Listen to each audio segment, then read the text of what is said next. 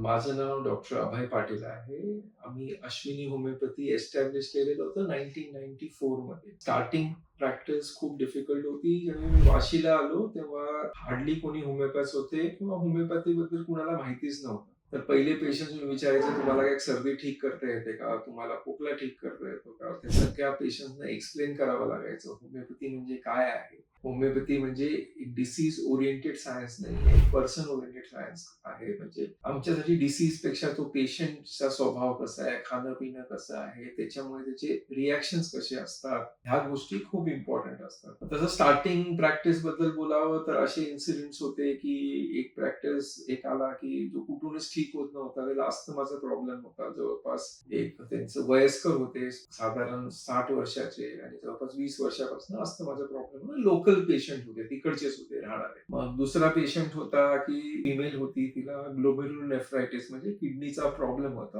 Autoimmune kidney, ज्यावेळी किडनीमध्ये किंवा युरिनमध्ये albumin जात असतं, म्हणजे प्रोटीन जात असतं, त्याच्यामुळे पूर्ण बॉडी स्वेल होत राहते. हे असे माझे फर्स्ट 2-3 पेशंट्स होते. एकाला हाय बीपी होते. म्हणजे जे पेशंट्स मला मिळाले ते पहिल्याच महिन्यात असे सिरियस पेशंट्स होते. अस्थमा पेशंटला त्यांनी बोललं, की कधी तुम्ही ट्रीट केलेलं आहे का? आम्ही एक्सप्लेन करून तसं होमिओपॅथी चालू केलं आणि गॉड्स ग्रेसनी त्याला जवळपास 2 आठवड्यातच त्याला फरक पडायला लागला. तो पण सरप्राईज होता, की एवढा ओल्ड अस्थमा, जवळपास 20 वर्षापासून त्याला अस्थमा होता, की 2 आठवड्यात फरक कसा पडायला लागला. त्यांनी विचारलं, की तुम्ही स्टिरॉइड्स वगैरे देता का? त्या काळात सगळ्यांना वाटायचं, की होमिओपॅथी म्हणजे स्टिरॉइड्स आहे. त्यांना एक्सप्लेन केलं, की होमिओपॅथी स्टिरॉइड असू शकत नाही. स्टिरॉइड्स पहिले कडवे असतात आणि steroids is not a treatment for every disease. त्याला खूप फरक पडला. जवळपास तो माझा पेशंट साधारण 6 महिन्यातच तो बरा होऊन गेला. त्याचे इनहेलर्स आम्ही थांबवू शकलो.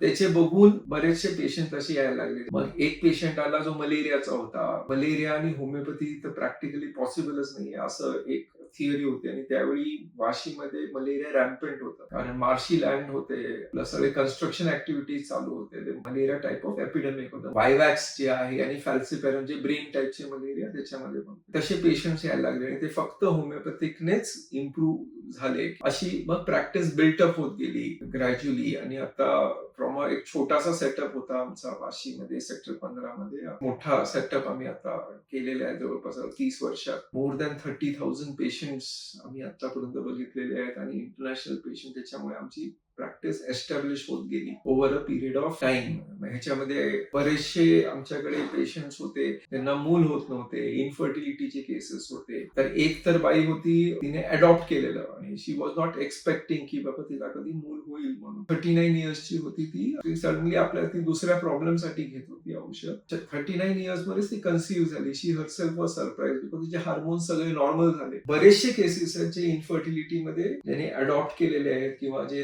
IVF फेल झालेले आहेत ते होमिओपॅथिक मेडिसिन्सने कन्सिव्ह होतं. Homeopathy is person dependent science, not disease oriented science. मी आहे, माझी वाईफ आहे डॉक्टर मोना पाटील, माझी डॉटर आहे डॉक्टर अश्विनी पाटील. तिघं मिळून आम्ही क्लिनिक अश्विनी होमिओपॅथी हा ब्रँड एस्टॅब्लिश केलेला आहे. ही एक अशी होमिओपॅथिक जर्नी आहे आमची आणि वी होप दॅट तुम्ही होमिओपॅथीकडे जाल आणि ट्रस्ट होमिओपॅथी.